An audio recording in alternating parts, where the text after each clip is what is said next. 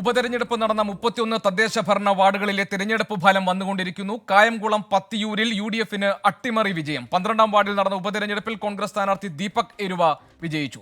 CPIMൽ വിഭാഗീയ പ്രശ്നങ്ങൾ രൂക്ഷമായ ഇടമാണ് പത്തിയൂർ.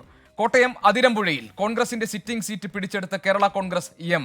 മനീഷ് മഹിപാൽ ആലപ്പുഴയിൽ നിന്ന്, ടോബി ജോൺസൺ കോട്ടയത്ത് നിന്ന്, ശ്രീജിത്ത് ശ്രീകുമാരൻ പത്തനംതിട്ടയിൽ നിന്ന് എന്നിവർ നമ്മളോടൊപ്പം ചേരുന്നുണ്ട്. ആദ്യം ശ്രീജിത്ത് ശ്രീകുമാറിലേക്ക്. ശ്രീജിത്ത്, പത്തനംതിട്ടയിൽ ഉപതെരഞ്ഞെടുപ്പ് നടന്ന എവിടെ നിന്നുള്ള വിവരങ്ങളാണ് ഇപ്പോൾ നമുക്ക് വന്നിട്ടുള്ളത്? അതിന്റെ വിശദാംശങ്ങൾ എന്തൊക്കെയാണ്?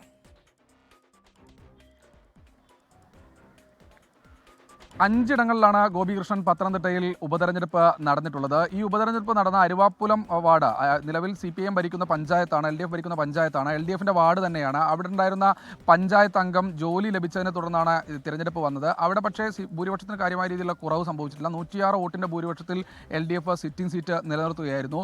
കോന്നി ബ്ലോക്ക് പഞ്ചായത്തിലേക്കുള്ള ഇളകൊള്ളൂർ ഡിവിഷനിലേക്കുള്ള തെരഞ്ഞെടുപ്പിന്റെ ഫലവും അല്പസമയത്തിനകം തന്നെ പുറത്തു വരും. പന്തളം തെരഞ്ഞെടുപ്പും അല്പസമയത്തിനകം പുറത്തു വരാനുണ്ട്. നിരണത്തും തെരഞ്ഞെടുപ്പ്. അങ്ങനെ 5 വാർഡുകളിലാണ് ഇവിടെ തെരഞ്ഞെടുപ്പ് നടന്നിട്ടുള്ളത്. കോന്നി ബ്ലോക്ക് പഞ്ചായത്തിലേക്കുള്ള തെരഞ്ഞെടുപ്പിൽ UDF സ്ഥാനാർത്ഥി, UDFന്റെ അംഗം LDFലേക്ക് കൂറുമാറിയതിനെ തുടർന്ന് അയോഗ്യയായി. പിന്നീട് അവിടെയാണ് തെരഞ്ഞെടുപ്പ് നടന്നത്. നിലവിൽ പഞ്ചായത്ത് ഭരിക്കുന്നത് UDF ആണ്. നറുക്കെടുപ്പിലൂടെയാണ് UDFന് ഭരണം. ആ ഒരു ഭരണത്തിൻ്റെ ഒരു സ്ഥിരത ഉണ്ടാകും എന്ന് മാത്രമാണുള്ളത്. 172 വോട്ടിൻ്റെ ഭൂരിപക്ഷത്തിൽ 14 മെഷീനുകളാണുള്ളത്. അതിൽ 2 മെഷീൻ എണ്ണിക്കഴിഞ്ഞപ്പോൾ 172 വോട്ടിൻ്റെ ഭൂരിപക്ഷത്തിൽ UDF സ്ഥാനാർത്ഥി ലീഡ് ചെയ്യുന്ന ഒരു വിവരമാണ് ഏറ്റവും ഒടുവിൽ ലഭിക്കുന്നത്. എന്തായാലും ഉപതെരഞ്ഞെടുപ്പ് ഫലങ്ങൾ പുറത്തു വരികയാണ്. കാര്യമായ രീതിയിലുള്ള ഭരണമാറ്റം ഉണ്ടാകാനുള്ള സാധ്യത ഒരിടത്തും ഇല്ല. കാരണം ഒരു 3 മാസത്തിനുള്ളിൽ തന്നെ തിരഞ്ഞെടുപ്പ് വിജ്ഞാപനമടക്കം ഇറങ്ങാനുള്ള സാധ്യതയുണ്ട്. അതുകൊണ്ട് കാര്യമായ രീതിയിലുള്ള ഒരു ഭരണമാറ്റത്തിനുള്ള സാധ്യതയില്ല എന്നാണ് ഏറ്റവും ഒടുവിൽ മനസ്സിലാക്കുന്നത്. ശരി, ശ്രീജിത്ത് ശ്രീകുമാറിനാണ് വിവരങ്ങൾ നൽകിയത്. പത്തനംതിട്ടയിലെ 5 വാർഡുകളിലാണ് ഉപതെരഞ്ഞെടുപ്പ് നടന്നത്. അരുവാപുലം പഞ്ചായത്തിൽ LDFന് വിജയം. LDF സ്ഥാനാർത്ഥി മിനി രാജീവാണ് വിജയിച്ചത്. 106 വോട്ടിന്റെ ഭൂരിപക്ഷമാണ്. LDFന്റെ സിറ്റിംഗ് സീറ്റ്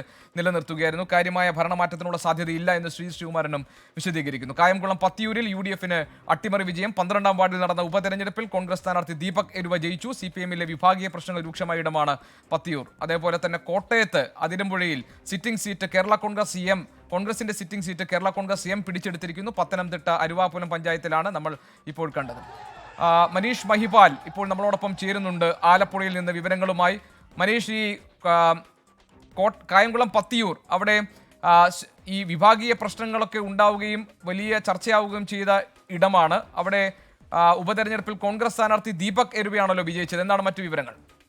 12ാം സാധാരണയായി ഉണ്ടാകുന്ന CPIMലെ വിഭാഗീയത പോലെ അല്ല ഇത്. CPIM വിട്ട് BJPയിലേക്ക് പോയ ജില്ലാ പഞ്ചായത്ത് അംഗം വിപിൻ സി ബാബുവിന്റെ നാടാണ് പത്തിയൂർ എന്നതാണ് ഏറ്റവും ശ്രദ്ധേയമായ കാര്യം. ഒപ്പം തന്നെ ഇടതുപക്ഷത്തിന്റെ ഉരുക്കു കോട്ടയാണ് ഈ കായംകുളം പത്തിയൂർ. അവിടെ ചരിത്രത്തിൽ ഇന്നേ വരെ ഒരു തവണ മാത്രമാണ് കോൺഗ്രസ് അവിടെ ജയിച്ചിട്ടുള്ളത്. ബാക്കി എല്ലാ തവണയും ഇടതുപക്ഷം ഈ CPIMന്റെ സ്ഥാനാർത്ഥികൾ വളരെ വലിയ ഭൂരിപക്ഷത്തിൽ ജയിച്ചു വന്നിരുന്ന ഒരു വാർഡും പഞ്ചായത്തും കൂടിയാണ്. നിലവിൽ ആ വാർഡിൽ 99 വോട്ടുകൾക്കാണ് ദീപക് എരുവ ജയിച്ചിരിക്കുന്നത്. കഴിഞ്ഞ തവണ ദീപക് എരുവ തന്നെയായിരുന്നു കോൺഗ്രസിന് വേണ്ടി മത്സരിച്ചിരുന്നത്. അന്ന് 54 വോട്ട്. കഴിഞ്ഞ തവണയും വാശിയേറിയ പോരാട്ടം ഉണ്ടായിരുന്നു. കഴിഞ്ഞ തവണയും വിഭാഗീയ പ്രശ്നങ്ങൾ ഈ തെരഞ്ഞെടുപ്പിനെ ബാധിച്ചിരുന്നു. അങ്ങനെ 54 വോട്ടുകൾക്ക് മാത്രമായിരുന്നു ദീപക് എരുവ കഴിഞ്ഞ തവണ തോറ്റിരുന്നത്. അങ്ങനെ ഇത്തവണ ഈ ഇലക്ഷന് കളം പിടിച്ച സമയത്ത് തന്നെ, ഇലക്ഷൻ പ്രഖ്യാപിച്ചതിന് ശേഷമായിരുന്നു അവിടുത്തെ വലിയ മുഖമായിരുന്ന CPIMന്റെ മുഖമായിരുന്ന വിപിൻ സി ബാബു പാർട്ടി വിട്ട് BJPയിലേക്ക് എത്തുന്നത്.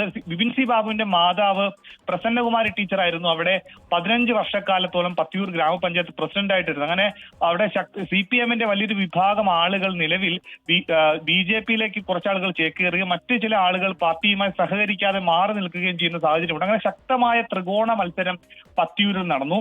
അങ്ങനെ ശക്തമായ ത്രികോണ മത്സരം നടന്ന സമയത്ത് അത് പ്രയോജനം ചെയ്തിരിക്കുന്നത് BJPയും CPIയുമായി വലിയ മത്സരം നടന്ന സമയത്ത് പ്രയോജനം ചെയ്തിരിക്കുന്നത് നിലവിൽ UDFനാണ്. നിലവിലത്തെ കക്ഷി നില 19 വാർഡുകളാണ് ഈ പത്തിയൂർ പഞ്ചായത്തിലുള്ളത്. LDFന് 14 സീറ്റും UDFന് 1 ആ 1 എന്നുള്ളത് LDFന്റെ 14-13 കുറയുകയും UDFന്റെ 1 എന്നുള്ളത് 2 കൂടുകയും ഒപ്പം തന്നെ NDAക്ക് 4 സീറ്റുകളാണ് അവിടെ ഉള്ളത്. അങ്ങനെ BJPക്ക് കൂടി ശക്തമായ സ്വാധീനമുള്ള കേന്ദ്രമായി പത്തിയൂർ മാറുകയാണ്.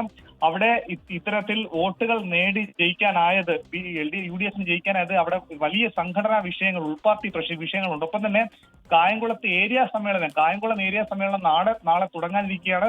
നേരത്തെ നമുക്കറിയാം വ്യാജ ഡിഗ്രി വിവാദത്തിൽ SFI നേതാവ് നിഖിൽ തോമസിന്റെ വിവാദം അവിടെ ഉണ്ടായിരുന്നു. വിപിൻ സി ബാബു പാർട്ടി വിട്ട വിവാദം അവിടെ ഉണ്ടായിരുന്നു. അങ്ങനെ ഒപ്പം തന്നെ SFI നേതാവിനെ വെട്ടിപ്പരിക്കേൽപ്പിച്ച കേസിലെ പ്രതിയെ പാർട്ടിയിലേക്ക് എടുത്തടക്കമുള്ള വലിയ സംഘടനാ വിഷയങ്ങൾ അലട്ടുന്ന ഒരു സാഹചര്യമാണ് കായംകുളത്ത് പ്രത്യേകിച്ചും പത്തിയൂരുള്ളത്. അങ്ങനെ കായംകുളത്ത് പത്തിയൂരിൽ ശരി, ആലപ്പുഴയിലെ ജില്ലാ പഞ്ചായത്ത് അംഗം കൂടിയായിരുന്ന ബിപിൻ സി ബാബു BJP-യിലേക്ക് പോയ അദ്ദേഹത്തിന്റെ പഞ്ചായത്താണ് പത്തിയൂർ. അവിടെ അദ്ദേഹത്തിന്റെ അമ്മ പ്രസന്നകുമാരി പഞ്ചായത്ത് പ്രസിഡന്റ് ആയിരുന്നു. പക്ഷേ ഇത്തവണ CPM-ൽ നിന്ന് വിട്ടുനിൽക്കുമെന്ന് പ്രസന്നകുമാരി നേരത്തെ തന്നെ പറഞ്ഞിരുന്നു.